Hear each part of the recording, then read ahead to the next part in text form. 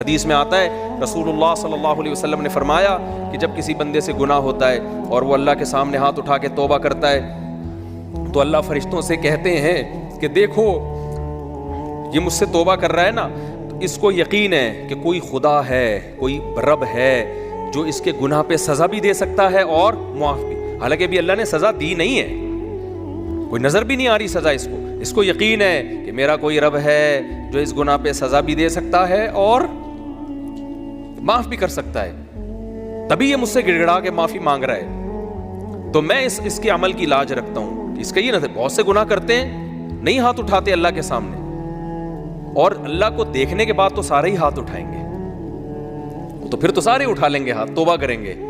अल्लाह कह रहे देखा नहीं है इसने, मेरी आयात पर ईमान लाया है, मेरी निशानियां देखकर, मेरे पैगंबरों की दावत पर लब्बैक कहा है, तो इस अमल की लाज रख के मैं इसकी तौबा को कबूल करूंगा। हदीस में आता है फिर वो दोबारा गुनाह करता है, फिर दोबारा अल्लाह के सामने आके माफ़ी मांगता है। अल्लाह कहता है दोबारा गुनाह हो गया, फिर माफ़ी मांगना इसकी अलामत है, इसको यकीन है कि मेरा कोई रब है जो गुनाहों पे सज़ा भी दे सकता है और जज़ा भी दे सकता है, माफ़ भी कर सकता है। तो फिर ये माफ़ी मांग रहा है। नबी सल्लल्लाहु अलैहि वसल्लम की हदीस का मफ़हूम है 70 दफ़ा भी कोई गुनाह करके 70 दफ़ा तौबा करेगा तो अल्लाह उसके इस जज्बे की लाज रखकर उसके गुनाह को मुआफ़ करेगा। इसका मतलब ये नहीं कि आप 70 दफ़ा गुनाह करें, मकसद एक समझाना है कि तौबा में ताख़ीर ना करें। तो अल्लाह माफ़ क्यों कर रहा है? इसके इस तौहीद वाले नज़रिए की बेस पर कि इसको पता है कि मुझे गुनाह माफ़ करवाने के लिए मेरे पास अल्लाह के सिवा कोई ऑप्शन नहीं है। तो तौहीद अल्लाह को बहुत पसंद है, शिर्क से अल्लाह को बहुत ज़्यादा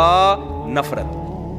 तो ये 4 शर्तें भाई जिसमें पाई जाएंगी, फिर वो आप अमल करोगे तो अमल क्या कहलाएगा? इज कॉल्ड अच्छा।